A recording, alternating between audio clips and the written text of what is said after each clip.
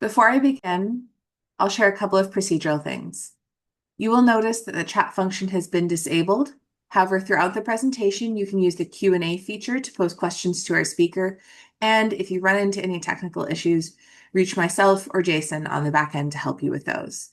We will make plenty of time at the end of the webinar with our speaker, Cortney, to answer any questions that you have, which you pose throughout or at the end of the webinar. You'll also notice that there's a survey at the end of the webinar where you can let us know what you liked and what you'd like to see in future webinars. That will be in a QR code on your screen, put into the chat in both English and French by my colleague Jason, and also sent out to you after the fact via email.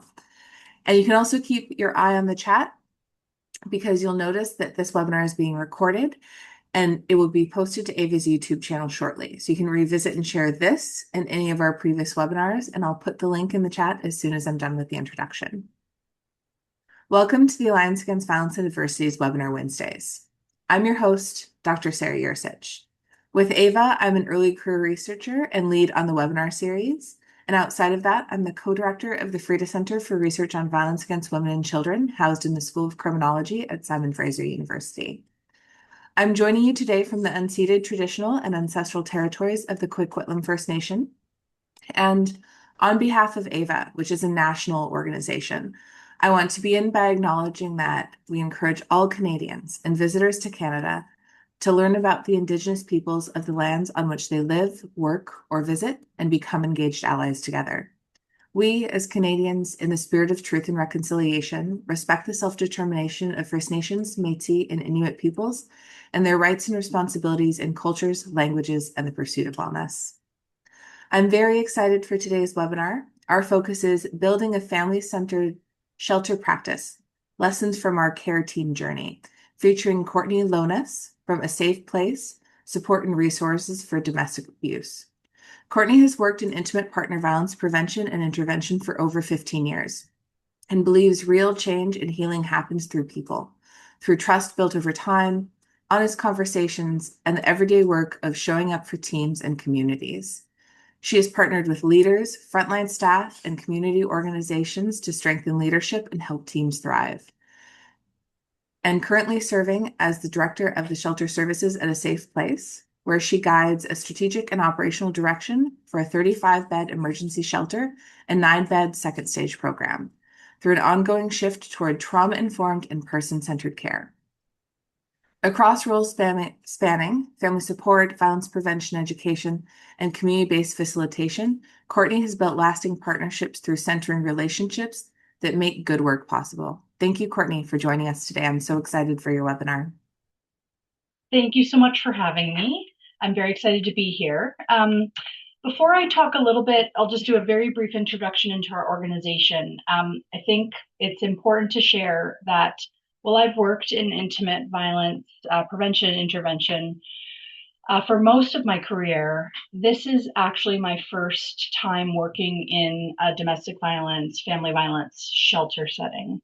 So I had had lots of experience over the years trying to support families to access shelter. So it's been a really interesting 4 years now being on the other side, working inside of a shelter.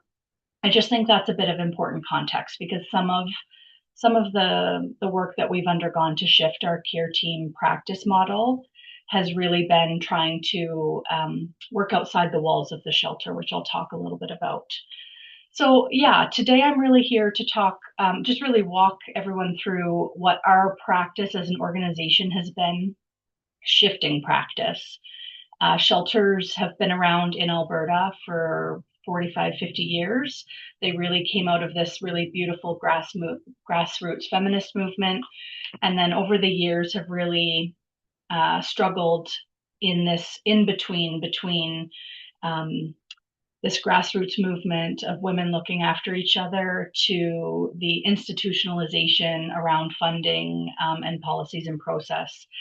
And I really see a lot of the change that we've instituted in our organization as really intentionally living in that middle space. So that's what we'll talk about today. I'll just really briefly talk a little bit about our shelter. So we are a 35-bed emergency shelter for families fleeing violence. We've been in operation since 1984, and we've housed over 25,000 women and their children. We also have an outreach support program. So while we're located just outside of Edmonton, just to the east of Edmonton, we will support anyone who calls us through our helpline. It's not based on where they're calling from. Our outreach program is a little bit different. Our outreach program is really specifically for families that are residing in and around the county that our shelter is in. We have a 24/7 helpline. We have 3 townhouse units, which is a second stage program, which I'll talk a little bit about. And our program, like most of the other women's shelters in the province, are funded through the provincial government Children's Services Ministry under the Women's Shelter Grant. There's a few photos. Oh gosh, my PDF is already acting weird. Just a few photos of our building. You'll see on the left, this is a picture of our foyer. Welcome to a safe place. We love butterflies. It's part of our logo. To the right is a picture of our intake room. I share this picture with you because part of the redevelopment of our services, and this might sound a bit strange, but our shelter has traditionally worked on if we have space and someone's calling and asking for it, it's theirs. Because of the volume of calls that we have and all shelters have, we have begun triaging and assessing risk and safety. Our team is really, really good at that. And so we're always full. But if we receive a call where someone's imminently at risk, so partner has left and is on the way back, has threatened to perpetrate, a homicide or serious physical injury, we know there's mental health, previous threats. If things are lining up around risk and we're really worried, we're bringing a family in regardless of if we have space or not. And usually we're using the intake room. So sometimes we use cots. We've had cribs in there. We've had people on the floor. It is really just a space that we use outside of our bedrooms to really address imminent risk. And then we work on a plan once they're with us. This is a picture of one of our bedrooms. All of our bedrooms, there's many different sizes, but they really function to be lots of different things. We have trundle beds, bunk beds. Everything shifts and moves based on the size of the family. So we have one room that we could actually fit a family of 9 in. I don't believe we ever have. Our largest families are usually around mom plus 5 or mom plus 6, but we can fit a mom plus 8. On the left here, you'll see our open child and youth support area. So we are a 24/7 operation as a shelter. We do have a child and youth support program that runs Monday through Friday, about 8 to 6. But this space in particular is open 24/7 for families. Especially when families first come into shelter, routine is the last thing on their mind and has been the last thing on their mind for quite some time. So this space is available for moms and kids any time of the day or night to do some processing and some playing, and it's used very frequently. And then on the right, you'll see a picture of our group room, which has been really instrumental in the redevelopment of our program because a lot of our program shifts have been about inviting safe, natural, and professional supports into the care team with the family when they're with us. We needed a space to have those meetings in, and our group room is really the only space that we have that's big enough for those bigger care team meetings. You'll see a photo of our meditation room, which is unfortunately the only room in our building where families can smudge, because again, we're a 40-year-old building. Our systems are really old and not working great. So there's a process, but our cookum that comes in and works with families works in this space. Women can spend time in this space, not just to smudge, but if they want to pray or do yoga or anything, this is sort of our quiet space. And then I like to throw a picture of our kitchen, and you'll see we have a very beautiful industrial kitchen. I'm joking. It is a pretty normal kitchen, and we have a wonderful, very small facilities team who does all of the food prep and cleaning of the whole building so that families don't have to worry about any of that when they're here. Okay, so a bit about our particular shelter context. So in Alberta, we're a part of a network of around 50 shelters that provide emergency and second stage support around family violence, intimate partner violence, domestic violence. As an emergency shelter, we're in place to support short-term placements. There's been lots of changes to our government grant process and a lot of guidelines that have been newly reestablished as a part of some of that work. And so previously, most emergency shelters would say they're trying to hover around 21 to 30 days of length of stay. And the new guidelines that have recently been released are indicating that the stays should not be any longer than 60 days. We do not have a length of stay. We do not have a process or a policy around length of stay. We try very hard to support people to leave in that period of time because there's other stuff that comes up. Staying in a shelter for a long time, it's not great for people's mental health. But like anyone doing this work, the lack of safe, affordable housing on top of the intersectionality of all the other things that families have going on, even 60 days is pretty tough. Second stage programs traditionally run between 6 months and 2 years. So for those who don't know about second stage programs, those are usually independent living units or suites or homes that have additional support, but the length of stay is a bit longer. Our shelter, like I mentioned before, is in Strathcona County, which is part of the Greater Edmonton region. We sit just east of the Edmonton boundaries. The majority of our calls to our helpline come from Edmonton callers. During our 2025-2026 fiscal year, our average length of stay was 42.2 days. It's not a great metric in terms of telling the story because we support families at imminent risk who usually are with us for hours or 1 or 2 days. That affects obviously our averages. And then we have some families that are with us for very extended periods of time. And so in our last fiscal year, our longest length of stay was 205 days. But we do know this number feels a bit more reflective of what's happening in shelter. We know that 75% of our residents depart shelter within 67 days. We've identified that the barriers that contribute most to the longer stays include the lack of safe and affordable housing, which is really across the board with all of our families that are here in shelter. But those are often paired with legal concerns. So you have families that are navigating criminal and family court after the violence.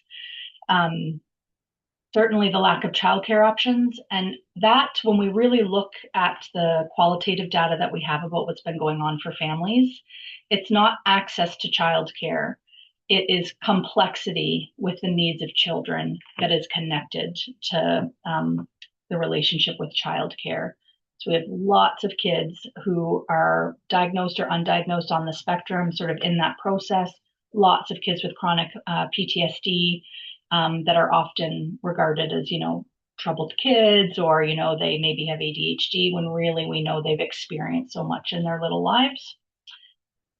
The other piece that is really affecting our length of stay is either new or ongoing children's services involvement. So lots of our families who come to us, we are a voluntary program. Lots of our moms don't necessarily feel like they're here voluntarily, whether police have attended the house and said, listen, you can't stay here, it's not safe for you and the kids, or children's services is involved and says, Mom, you have to provide safety for the kids.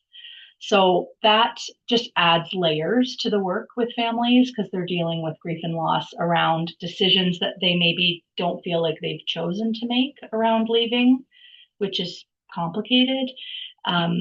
And they have, other roadblocks or other goals that they need to make related to the work they're doing with children's services. And we try to do that work collaboratively as best we can, but it does impact length of stay. The data that we've looked at is really interesting because it also tells us that the longer the stays we have that are really long have nothing to do with resident engagement. The families that we're supporting for longer periods of time are meeting with us every day, working on goals. This is not about client readiness. This is not about families being stuck in fight, flight, freeze, fawn. These are families who are engaged and are doing everything they can to get moving. There are just so many barriers that exist for them. So I joined the shelter in the summer, actually 4 years ago. It might even be today, but it's very close to my anniversary. And the shelter was just emerging from COVID protocol at the time when I started. So COVID was very tricky to navigate for everyone. Congregate care was particularly challenging. We were still getting calls that people needed help. but we were actually operating at about 50% capacity. One of our contexts in shelter is that each bedroom has to share a bathroom with another bedroom. So two families share a bathroom. And so during COVID, for most of the period of time, we actually were reduced to half so that everyone had their own bathroom.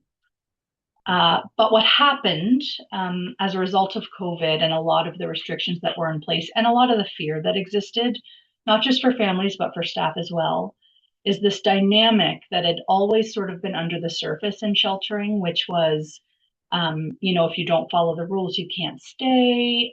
You're parenting in a fishbowl and your kids are dysregulated and people are watching. The staff, when I started meeting with the staff, when I first started, really talked about feeling like they were policing families during COVID instead of supporting them. And so we knew right away that that wasn't going to work in terms of good case management and good support. And in fact, mirrored some of the complexities of the violence they were living with at home. So adding all these triggers to this safe, helpful environment wasn't really ideal. So that was one of the things we noticed that really got us thinking about how could we do things a little bit differently. Another thing we were seeing is families returning to shelter or families leaving shelter and going to another shelter. So this dynamic where they would stay with us for a really short period of time, not be able to get things in place because 21 or 30 days is not a lot of time to regulate your nervous system, regulate your kid's nervous system, get protection orders in place, figure out what your income is, and find this great new place to go move into. It's just not realistic. Um, so families were departing shelter on those deadlines, but they weren't moving into safe and affordable long-term housing options. They were hopping around. And we did not want to, as an organization, contribute to that. We wanted to be helpful. We wanted to support people where they were at when they came with us and really try to build it out so that they didn't need to return to another shelter. Another thing that we were really noticing after COVID is that safety planning was really focused on the actions or behaviors of the abusive individual, which of course is something that absolutely needs to be safety planned around. But there were so many other complexities that the families were experiencing that were inextricably linked with the violence. And often, especially when navigating other services, we're like, okay, we'll work with it, addictions over here, we'll address your mental health over here, but we can't do both at the same time. And we'll address the, violence. It's just not how humans work. So we were really realizing that we needed to build out how we did safety planning to ensure, again, that families would leave the shelter with a really good plan and a network of supports that would set them up for success. We also knew that our own internal service structure, where we had different teams doing different things. So we had court support, we had crisis intervention, we had support liaisons, which would have been like a case manager position. We had a children's program. Even internally, the way we were operating, everything was quite siloed. Communication was never clear. It was like trying to communicate about a file or a family was a game of telephone, like literally. And so there were all these stories going around. It was really not working great. On top of our internal structures, we knew that working collaboratively, because our shelter, I think this is true for a lot of shelters historically, are closed systems, right? Our job is to support risk and safety for the most vulnerable people. And that means our our security systems are very tight. There's not a lot of people coming and going. And we were really starting to see that also was not helping set people up for success, and that there is a place for managing risk and security, but that closing helpers off from coming into our space was not increasing safety. So really wanting to work collaboratively internally within our organization and also blasting that out to make sure we're good collaborators in the community, that people know they can call on us when they need to, support addressing risk and safety around domestic violence, but also knowing that when we were referring families to resources, we were doing so in a way that we trusted those resources, and that relationship building became really, really important as we moved things on. So we realized that we couldn't ask families to build sustainable lives in the community while delivering services through a model that largely existed inside the walls of the shelter. There's a quote from Alo Mara. So Western University, I think, has some really incredible research on domestic violence and public education around domestic violence.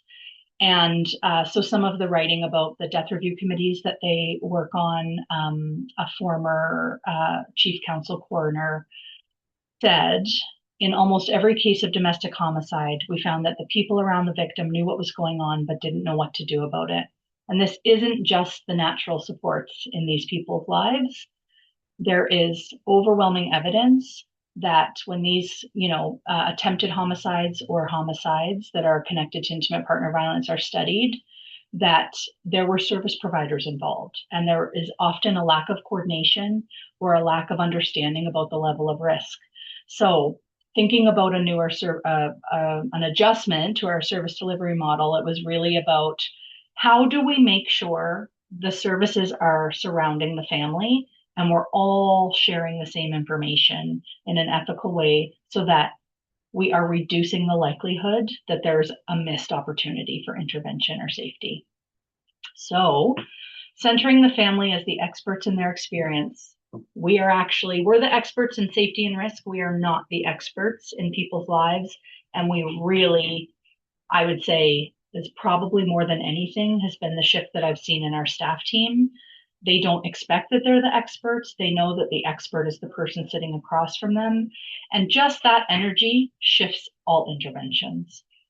So centering the family as the experts in their experience, their hopes and dreams for their futures, and involving the natural and professional supports already working with the family was really the foundation of our care team model. So when we talk about family-centered, there's probably lovely theoretical definitions. We really thought about what it meant for us inside our context. So what it means for us is that the family is at the center of the decision-making. They are telling us what they need. And sometimes that includes returning. And there's been lots of work done, I think, all over the sector, but really having an understanding that if our goal is to help people flee, we are missing something. Our goal is about providing safety and managing risk. It is not to make decisions on behalf of families, and families make the best decisions for themselves. And so our job is to support them with their decisions and really think about risk and safety. We see the whole family and the whole family context. So this is not just thinking about the violence they've experienced. It's thinking about what are the other things that are attached to that, which are often grief and loss, mental health addictions, parenting resources. Lots of our moms come into shelter, and it's the first time in their entire parenting journey where they get to decide how they want to show up as a parent. They're not just reacting and staying safe. And that can be a really overwhelming thing to think about as a parent, really important for safety planning. And that support's coordinated around the family. So the care team, when we talk internally about the care team, it's not just our staff, it's the family, it's our staff, it's anyone else that the family identifies as safe and healthy supports. Could be family members. We've had church members involved in care team meetings. It could be caseworkers, children's services caseworkers, probation officers, like it's really run the gamut. And again, the idea is that families are safe, physically safe when they're in shelter with us, but they are not in shelter with us for long. And we know, especially when there's kids involved, that the risk around violence is there, for upwards of 2 years and sometimes even longer when there's, ongoing family court and criminal court stuff going on. So really supporting the care team is built in shelter, but then the care team also continues on after we are no longer involved. What family-centered doesn't mean to us in our context is that there's no boundaries or expectations. We did remove most of and they were called rules in 2022. I prefer the word guideline, but There were a lot of rules here in shelter in 2022 after COVID. There was a curfew. So if a mom wasn't back by 10 o'clock with her kids, her bed was closed. That's gone. That was gone pretty much right away. Uh, Really, the only guidelines we have in shelter is that people are agreeing to work on goals, and that can look lots of different ways. That they aren't engaging in drug or alcohol use on site, although we do support families with if they are using, we use a harm reduction model. It just can't be kept on site or used on site. And there's no violence in the shelter, which is not just physical violence, but name calling, yelling, those sorts of things are things that we just won't hold space for in shelter, and we'll support families with other arrangements if that's something that they're struggling with. Those are really our only guidelines. It family centered also doesn't mean that we fix everything for the family. It does mean that we will walk hand in hand with the family. I think uh, there's been lots of discussion, certainly in my career, around, if you're doing the work for a family, they're not learning anything. We do not believe that as an organization. We believe we all, as human beings, have periods in our lives when we need to be held up by the people around us. Um, and that's just being human and living in the world. And so we don't believe we're in place to do everything for the family, but we will walk alongside them and hold them up as best we can as we're navigating that. And the other thing that family centered isn't is not that safety is only defined by leaving. So we recognize that families make lots of different decisions. We have our own stuff as practitioners around some of those decisions sometimes, which is none of the business of the family making those. That's for us to process in supervision or in case consultation. And really, we are here to support families' decisions. We do lots of psychoed around returning and risk and those sorts of things, but ultimately, whatever a family decides, we will support with risk and safety as best we can. Okay. I know this is very wordy. I was trying to throw some more images in, so I apologize. There's not more to look at. Um, so part of the shift as we were identifying some of the gaps that we wanted to address were really about thinking about safety differently. So our model really supports the concept that safety is more than safety from violence. So this is a very common way of thinking about a safety plan, but that there are 3 or 4 areas that you're addressing when you're building a safety plan. The first is, what are the behaviors of the abusive person that you're worried about around risk? That's what most people do when they do a safety plan, right? That's what we're most worried about. That's what we're safety planning around. There are other things, though, outside of someone's physical safety that is going on for the person perpetrating the violence that do need to be considered, including their mental health and addictions, including if they have fled the police or are currently there's an attempt to apprehend them, technology assisted violence, all of that stuff, stalking. The other piece of a good safety plan is thinking about the life generated risks that might be in place for the person who is needing a safety plan. That could be something as simple as routines. If they have, fled someone that they're worried about, but they're going to the same grocery store, the same time of the week, and they're following these same routines, that is something that needs to be included in a really robust safety plan. There are also other things that are going on for families that affect their ability to stay safe. Addiction is one of them, mental health concerns, isolation, accessing legal services, all of those pieces. So again, another component of a really good safety plan is addressing safety as it relates to life generated risks.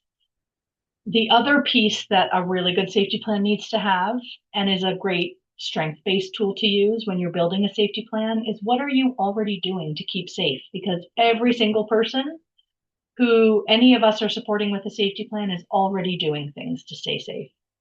So starting there, which can be a great reframe for just, um, you know, thinking through some of the guilt and shame that's very natural after someone's experienced violence, is you're already keeping safe.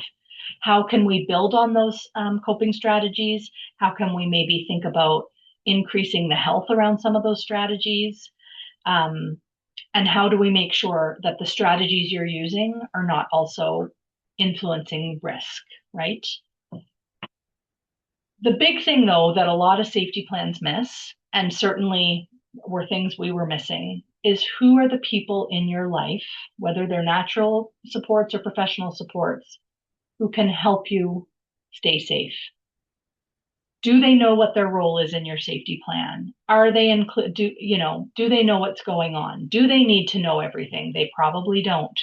And so this was work that we really developed out of the Signs of Safety model, around what are we worried about, what's going really well, and what are the next steps. Who needs to know what in order to make sure we're working collaboratively to ensure families are safe.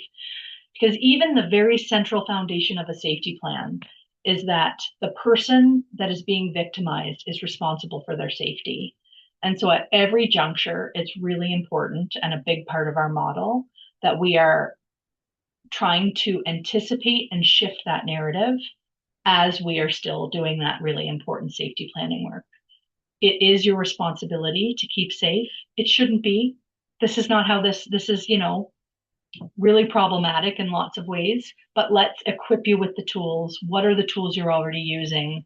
How do we work together? Which can be an empowering way to build a safety plan instead of, well, you got yourself in this situation. I guess now it's on you to keep safe, right? We really want to make sure that intervention doesn't feel that way to a family.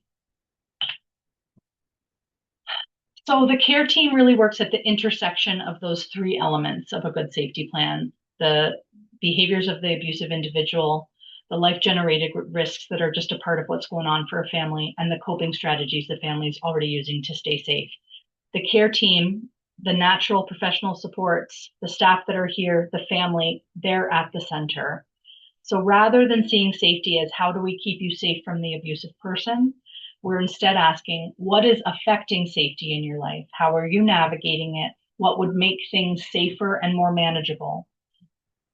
As practitioners, and this was and is true for myself, when I'm talking to a family about safety, I want them to go from unsafe to safe. I want them to be safe. A really realistic safety plan is not about reducing all the risk, because there's lots of things we don't have power over around that. Increasing safety is the mantra that we use here. It's not about fixing the problem. How do we have a conversation to support increasing safety? Because once a family has an experience of building on that, they're on their way to just continuing that, right? I'll just go over this really fast. So one of the things we thought about is, okay, how are we using safety planning sort of in a more traditional shelter model? And then how do we expand the conversation? So again, really a lot of traditional safety plans focus on what are we worried about the abuser. That's sort of where it begins and ends. Our model, we are continuing to address those risks, but we're really looking to be curious about how those risks interact with all the other things going on for the family. That means we are never done a safety plan. We actually safety plan with someone every time they leave our building. Where are you going? Are you worried about anything? Do we have your number? When will you be back? If you're not back, this is our process. Every single time someone leaves the building. Safety planning is a process. It is not an end goal. Thinking about life-generated risks, those would have traditionally been, how do we refer people to those other resources, addictions, mental health, children's services, income support. We're now trying to think, and we still have systemic barriers around, services that want to work with us and ones that don't, and that's fine. But how do we sort of center the family in the middle of all of those things and really work collaboratively to address those barriers? Because the reality is it's all connected. Coping strategies have traditionally focused on immediate emotional support and stabilization. This word, like, let's stabilize them. We now know lots about nervous systems and know that it's often not that simple. Here, we're really exploring how people have survived and coped with the violence, trying to support them to think through the shame that exists as a result of navigating violence. It's built into how violence works, which is even just doing a really effective safety plan is a really effective strategy to speak the shame, which usually sort of helps to transform it. So instead of what are you doing to stay safe, it's what is helping to manage and survive because they're already doing it. We just want to help them build on it. The goal in shelter is often getting them out of shelter, right? How do we get you safe and affordable housing?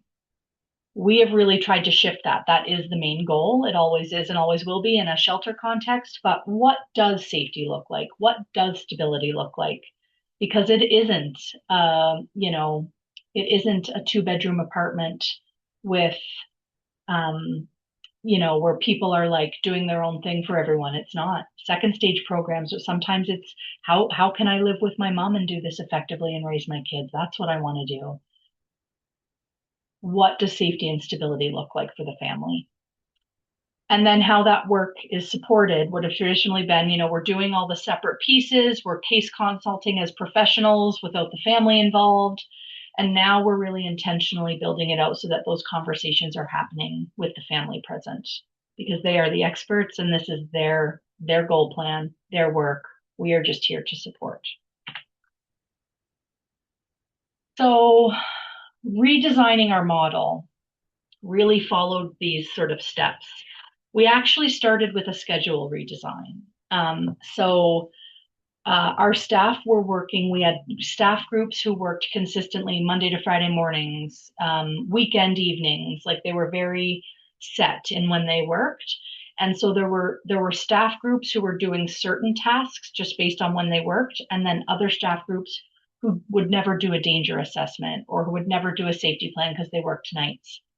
We have maintained our boundary between, so our staff work nights or they don't, because the switch back and forth for that is not conducive to anyone's wellness for anyone who's worked shift work.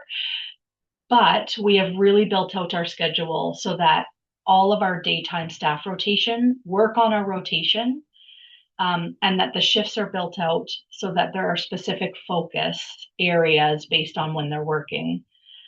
We also moved to a 4 on, 4 off rotation of 10-hour shifts, which our staff, for the most part, really like because every time they have 4 days off, like it really does give people enough time to reset and come back really fresh and ready to jump into the work. We also built out ensuring that we had enough overlap at multiple times in our 24-hour cycle, that we were ensuring that the schedule, the words lost on me, but we were ensuring that the schedule was built so that staff were encouraged to collaborate and talk through things, that people weren't ever feeling like they were working on something alone or required to make a decision alone. That was really an important part of, once we got the schedule redesigned, we're like, oh, we actually could do things quite a bit differently. After that, we redesigned our care team meeting. And so our care team meeting does really follow a sign of safety model. Again, what's going well, what are we worried about, what the next steps are, and who's doing what. But it's also built out that a care team meeting doesn't have to be a weekly in-person sit down formal conversation. A care team meeting can happen over a cup of coffee at 6 a.m. A care team meeting can happen at 2 a.m. when someone can't sleep. It does not have to be a formal process. A care team meeting is any single time we are chatting with the families about their safety and their goals. That's a care team meeting. From there, we really realized if we're building out, like how are we investing in our relationships with our community partners, and not just building relationship, but inviting them to us. And so our most effective partnerships right now are services that come and operate out of our shelter. So a good example is the Family Resource Network. If we identify or mom identifies that there's a kiddo that she needs some support with, parenting, assessments, that sort of thing, instead of sending the family offsite to the Family Resource Network staff come and do the intake here. With us present, we can help. We're sharing the same language. We're all on the same page. We have therapists that are on site in shelter instead of sending people off. We have a nurse practitioner from the primary care network who is here on site, which has been sort of game changing.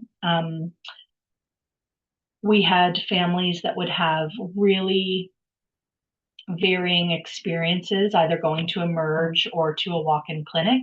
Now they don't, for the most part, don't have to do that. They can meet with our nurse practitioner and get requisitions, strangulation assessments. They don't have to go to emerge. Like there's lots of work that can be done by the nurse practitioner on site, which is incredible.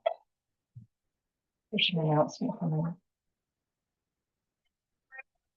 Dining room in 5 minutes. So one of our practice shifts is that we have a weekly house meeting. So our care team meetings are really focused on goals and safety. Our weekly house meeting is about how is communal living, because it is not easy. I don't know about you guys. I would not make it very long in a setting like this with my daughter. I would feel watched and judged.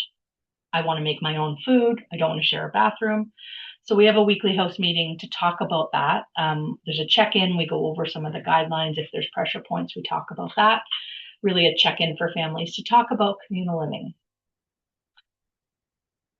Since we've done those things and now we have all these resources on site and have, I think, really developed trust in our community partnerships. The domestic violence team at the RCMP is another good example. They will come here to take family statements instead of families having to go to the RCMP office. Like there's lots of really beautiful work that shifts when the services can come to the families. Once we sort of had that in place, the next shift was another staffing restructure. And we joke around here, like, can we just not change for a couple of days? Which is something I'll talk about in a few minutes, because it is a lot. It is a particular energy. There's some chaos around it, but we really are always shifting, and there's no end in sight, let me tell you. But one of the things we still were noticing as we put those other pieces in place is that we still had different staff groups doing different things. And because the work was happening 24/7, which we built out intentionally, again, this game of telephone around communication, it wasn't working. It wasn't working for families. Staff were really frustrated. So we actually decided to do, really, other than our outreach, which is we've still shifted the way it works, but everyone has the same title and everyone's doing the same work. So the title we've moved to, traditionally in shelters, it would have been like a crisis intervention worker. Now the majority of our shelter staff are called safety and support coordinators because that's what they're doing. The other thing is that they're all out in the community. So traditionally we would have bused or cabbed people to appointments, viewings, meetings that they would have.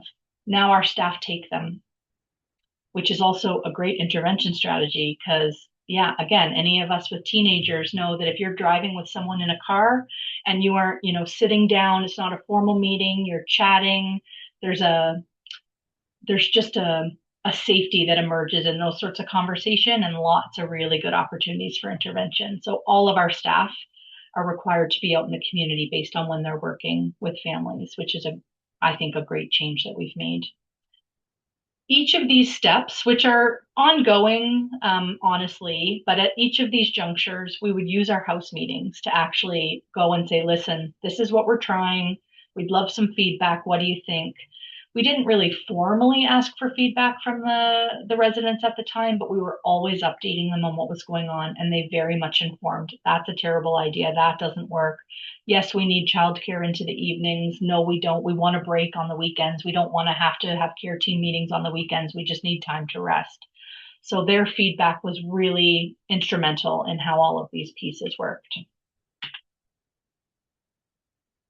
What staff have shared over the course of this change, and to be frank with you, we have had a lot of staff turnover. So that we had a lot of staff who had been here a really long time. And when we started these changes, a lot of our staff were like, this isn't what we were doing. Like, we're not interested. So we had quite a bit of turnover.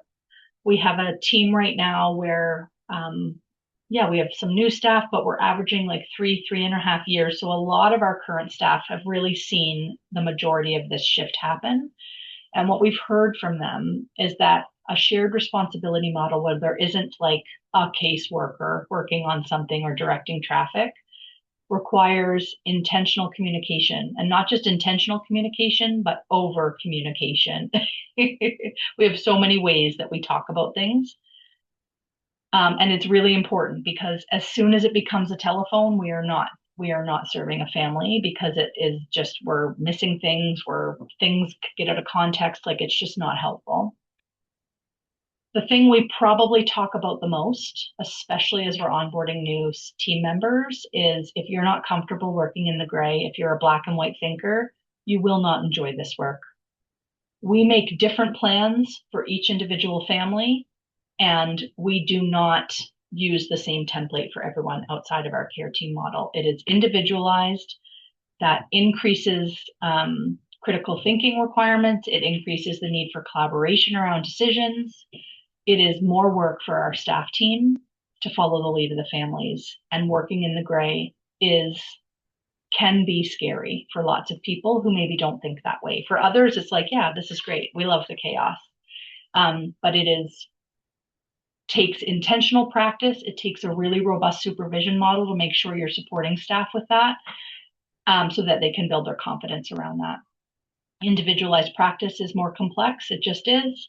Different families need different plans. Sometimes the families are talking to each other about the different plans, and then we're needing to talk about, well, it's different for this family, and it's a different plan for them than it is for you. Like, there are lots of, we call them courageous conversations around, this is how we're supporting you, and this is what you've shared with us. This is why we're working in this way. It's just complex. It is. Fewer rules does not mean less structure. And we've really vacillated around that. I will be honest with you. We went from, nope, there's no rules. We follow the lead. We'll address things as they come up, to, okay, we need a bit more of a in between, where we have guidelines. We're honest and direct with people. A simple change to our practice is, lots of times people will call shelters, and the shelter staff will know that they aren't fleeing violence. They're maybe unhoused or struggling with it. That they would not, our shelter isn't the right spot for them. And historically, it was very common for staff to say, we just don't have space right now. Give us a call back tomorrow. One of our shifts was, we are direct and honest with people when they call us. We tell them upfront if we have space or not, which usually we don't. And even after we don't, we say, we would love to support you with safety planning and talking through a plan, and continue supporting you, but are honest with people if what we've heard from them means that they would not be a good fit for our shelter program. A small change, but pretty revolutionary in terms of how we're working with people. Shared decision making strengthens relationships. Another thing we talk about when we do onboarding with our newer staff is, you will engage in conflict here. We don't mean that it's going to be aggressive and nasty, because that's not what we mean. What we mean is, you will not have the same opinion as your peer team, and you are required to talk about it, because we know that the best decisions come from those conversations. So we really try to build our staff team out and build opportunities for them to engage in healthy conflict. It's great practice. And we are asking our families to engage in that, to be honest with us, to tell us when things aren't working, so if we're having these expectations of families, you're darn right we have them of ourselves. Reducing rules, the other thing we heard from them is that reducing rules changes the staff family dynamic.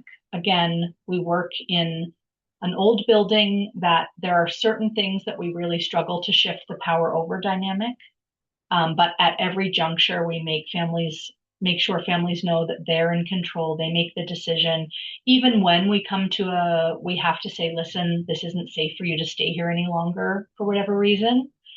We give people as much time as we can. We will support them with a plan. We are not saying, you're perpetrating violence against another resident, you have to leave, take off. That's never how we would deal with supporting a family.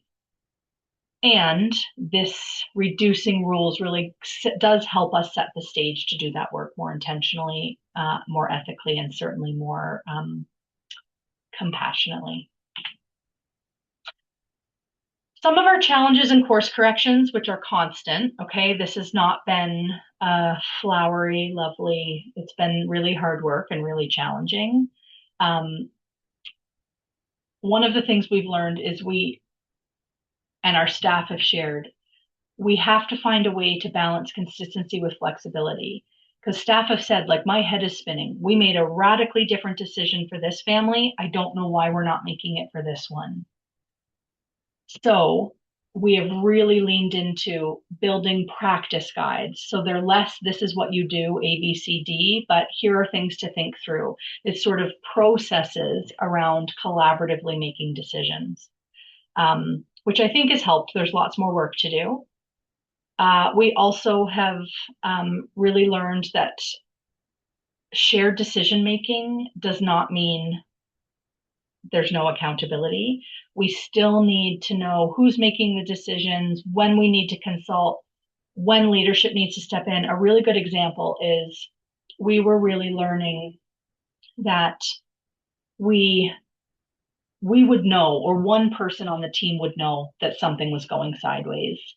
And the rest of the team is often like, no, we're just going to keep trying. You're probably right, but we're going to keep going. Instead, what we now have is we actually have a mechanism, a decision making matrix that we've developed where any staff who's involved with a family, which is everybody works with everybody, they can start this process, which we don't ask questions. We go, okay, it's time for us to meet and talk this through. We do it just as a staff team around, is the concern coming up something we are affecting, something external forces are affecting, something a client is affecting, and is this something we can shift? And how do we talk to the family about that? So building again those processes ensure that even though we're trying to be as open and flexible as possible, we aren't picking and choosing who's easy to work with and who isn't. We really are, our process is guided using a decision matrix that we think is really ethical. We also have struggled with not having rules. We have certain staff and even some families who are like, why isn't there a rule for when kids need to go to bed? It comes up all the time, actually. Staff are now leaning into that gray. We're asking clients to too. And that's really often boundary conversations about what's going on for other families. So that's been really interesting. And then the other piece that we knew as we were building things out is the model we used for supervision needed to change, because if we're asking staff to work in the gray, to make critical, use critical thinking, but in collaboration, and even proceeding when maybe something doesn't feel right, or how do I, shift that mechanism, is that supervision became less, here is what you do, and building up those critical thinking skills, building up opportunities to support staff to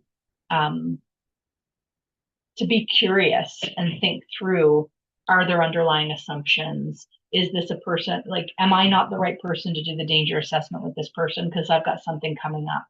Really engaging in a supervision model that's about reflection and collaboration.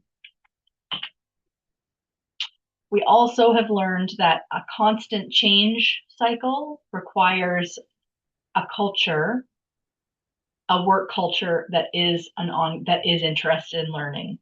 So all of our conversation, nothing is about this is a one and done thing. This is, we're going to try something. What does everybody think? How do we do it? Let's try it. Let's talk about it. Let's shift it. We did a whole part of this whole process. We developed a whole group facilitation guide. We trained all the staff in circle processes, crashed and burned. None of the residents were interested in doing psychoeducation in a group 2 days after coming into shelter.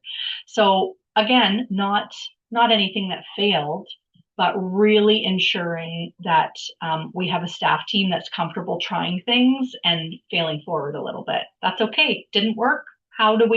Is there a way we implement that? Is it gone? It's all really good learning.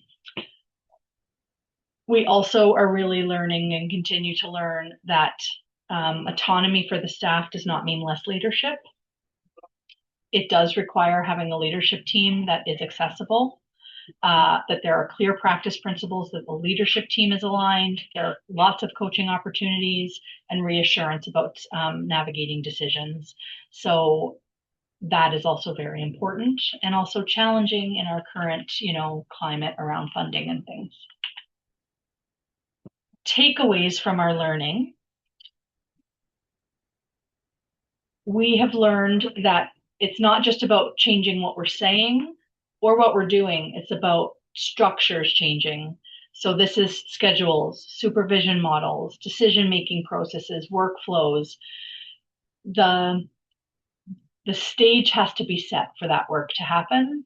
And that is really, really important. And we just ended up starting with a schedule change, but it really worked. When I look back, it really worked out to start that way.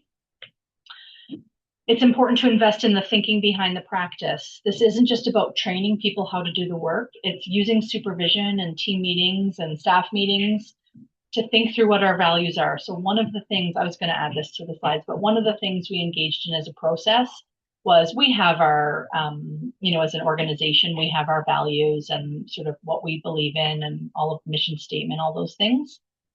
But as a staff team, through several months of collaborative process, actually built out our code of ethics, which was about how we work together, but also how we work with families, which very much aligns with our care team model.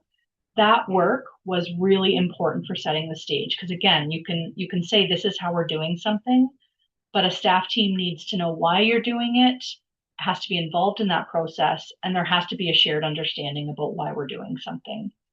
Really, really important.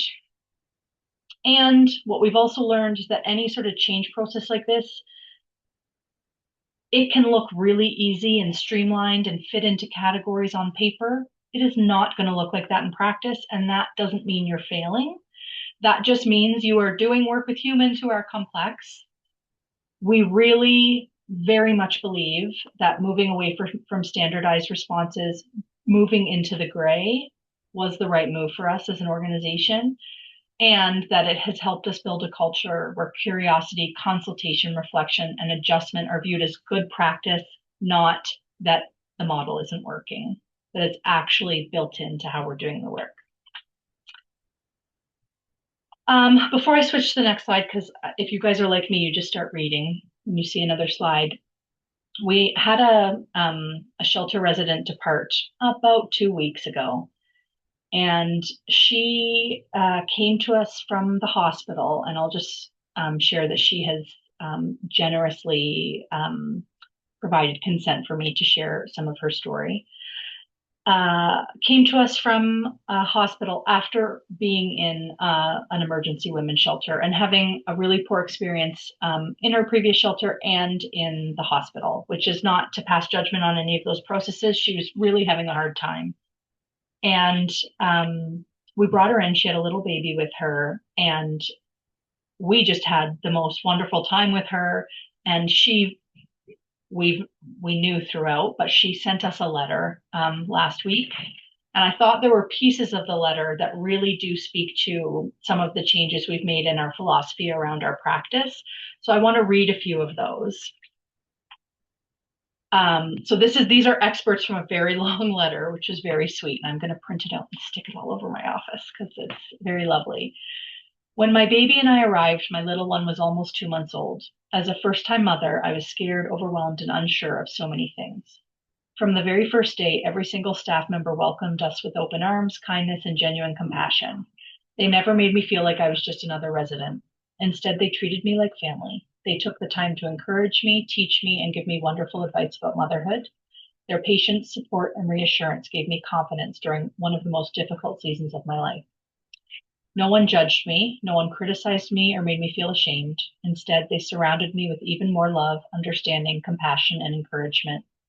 They constantly reminded me that I was not alone and that everything would eventually be okay. They lifted me up whenever I felt like giving up. Their words gave me strength, and their actions showed me what genuine care truly looks like. What touched my heart the most was that they didn't just tell me they cared, they proved it every single day. They accompanied me to appointments, advocated for me when I needed someone to speak on my behalf, checked on my emotional well-being, and made sure my baby and I were okay. They stood beside me during some of the hardest moments of my life. That kind of support cannot be measured.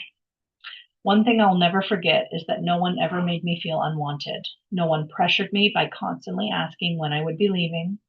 As someone who has experienced a great deal of rejection in life, that meant more than words can express. They allowed me the time I needed to heal, grow, and prepare for independence. That kindness restored my confidence and reminded me that I was worthy of love, patience, and respect. For me, those excerpts really do highlight that in between that we've really tried to focus on between the grassroots beginnings of the movement, which felt people looking after each other and being really good assessors of risk, really good safety planners, doing that clinical domestic violence intervention work. This really stands out to me as saying, okay, we are doing this at least some of the time. This is not necessarily the experience of all the people we support, but there is a common theme that I hear from women who've stayed with us, which is around sisterhood. And I mean, that just makes my heart sing. And I know it's important to the staff. And that's another learning we've really had is how do we share the successes? Because we move at a really fast pace. We're all oriented to crisis. So what's the fire that needs to be put out? But how do we build in opportunities to share these messages, to shout out each other, to talk about when things are going really well? Because that really is the energy that sustains any of us through doing this really hard work, but also through lots of change. Just to close out, we have lots of next steps. And there is a lot on the go. There's a lot going on provincially with some new model design, new funding opportunities. We are really thinking about how we continue to make sure the voice of the family is centered, how we can continue to build relationships to natural and professional supports, how we can ensure we are involved with stability after shelter, like are there processes we can build in to do that work. If there are families that are returning to shelter or using shelter chronically, are there other things we can do? Are there other things we can do as a sector to do that? Because there is a group usually connected to intergenerational trauma and chronic poverty that are really struggling to get outside of the shelter system. What can we do to, affect change around that? We really are continuing to build our staff's confidence around this work, and they are a stellar team right now, and we're just going to continue to build that. We are starting to think about length of stay a bit differently, just based on new guidelines presented by the provincial government, our funder. So just trying to think about how we can tell the right story around complexity, around barriers, and how we can continue to shift our practice so the barriers have nothing to do with what's going on in shelter. It's just the external stuff. We're looking into alternative models of sheltering, and we are continuing to think about different ways to evaluate our program to invest in new ways of thinking about the work. So that's what is next for us. And that sort of concludes my presentation at this point. So thank you so much for the opportunity to talk about our model. I'm really excited to share. So thank you.